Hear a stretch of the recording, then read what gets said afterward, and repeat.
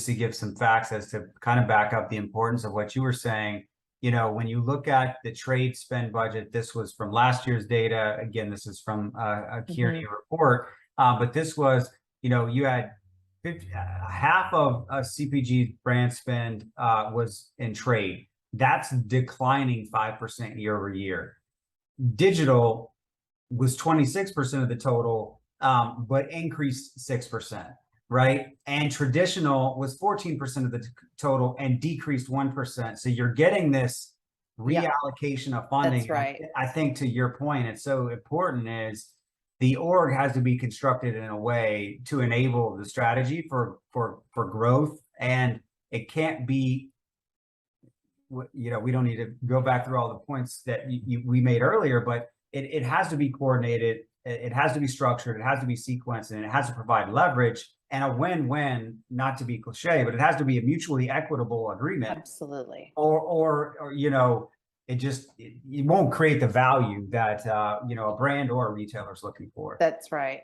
And I think too, on the brand side, the flexibility, that idea of the siloed trade and shopper and what those KPIs were for those teams.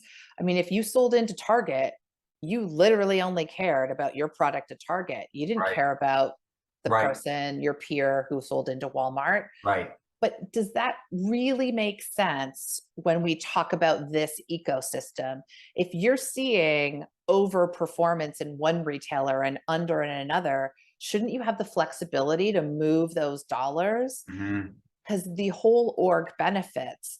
But again, if I'm bonused in that way, I'm not interested in giving those dollars over to my peer. Yeah. So that's another place that we really do need to think about that and have that flexibility. Because I, as a shopper, because of the digital change in behavior, I'm maybe not as focused on one retailer or another.